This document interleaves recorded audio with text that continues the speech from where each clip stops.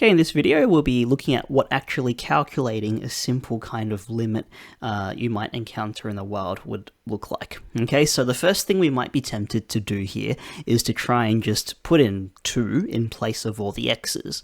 But if we do that, we find that the top number, 2 squared plus 2 minus 6, which is just 4 plus 2 minus 6, is 0. And likewise, the bottom number is clearly 0. So once again, we have the nonsense that is 0 over 0, and we can't just do that, okay? Rather, we can see if there's a way to algebraically manipulate or simplify this fraction. So we can actually factorize the top into x plus 3 and x minus 2. And at this point, we can cancel the x minus 2's. Now, normally we should be kind of nervous about doing this, precisely because of the case where x is possibly equal to 2. And there's some issues to do with that, and we'll talk about this a bit more after we finish this. But actually, the fact that we're taking a limit as x approaches 2 actually guarantees that we can happily exclude the case where x equals 2. See, for the purpose of our calculation, the whole point of a limit is we're sending x towards 2 without ever letting it actually get there, which means we can happily and confidently divide top and bottom by x minus 2 without worries that x could possibly be 2 at this point. Okay? And so now it simplifies to just x plus 3. And there's absolutely no problem in saying that as x gets closer and closer to 2, x plus 3 gets closer and closer to 2 plus 3, which is the number 5. Okay? And so we would get 5. Now, I know algebraically this seems maybe a bit awkward, almost like a gimmick, a trick, right?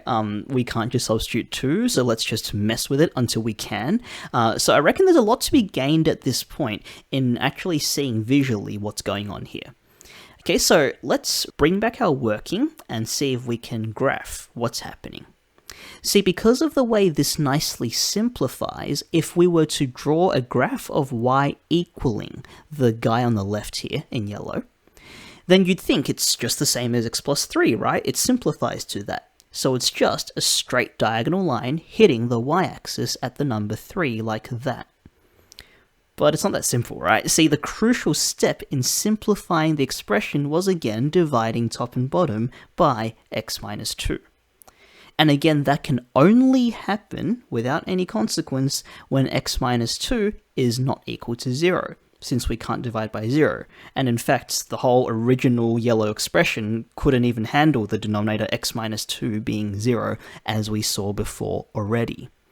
And so that means the subtle but super important point with this yellow expression is that it's not just as simple as equaling x plus 3. It sort of is equal to x plus 3, but only under the assumption that x minus 2 is not equal to 0. It's sort of like it's x plus 3, but you're banning x minus 2 from equaling 0. In other words, x is not equal to 2. It's not allowed to be 2. And so as it stands, our graph, which is currently just the x plus 3 line, isn't really correct yet. We're supposed to find the point where x equals 2, and then exclude it, to ban it, to not allow it. Okay, and so we're going to put an empty circle there. And so almost everywhere, it is just the line x plus 3, except it's like we've taken a pin and we've punctured it at the point 25, and we've removed that point. But if we're asking for the limit as x approaches 2, it doesn't care what happens at x equals 2, because we know everything breaks there, but the limit doesn't care. It doesn't care that the graph has a hole there and that the expression completely falls apart. It doesn't even see that. It only cares about what happens as we slide towards x equals 2 from both directions. In particular, it tracks what is happening to the y value as you slide towards x equals 2.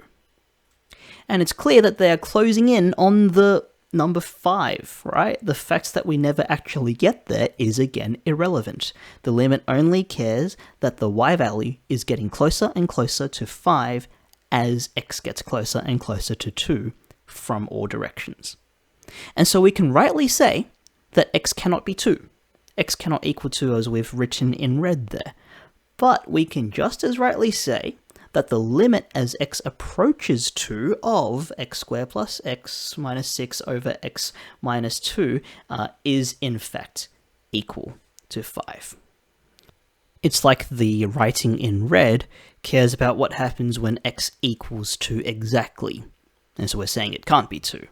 But the stuff in pink, the limit stuff, only cares about what happens when x gets closer and closer to 2, when x is in that tiny little neighborhood around 2, rather than what's happening directly on that point. Okay, and so that's all for this one. Thanks for watching. See you around.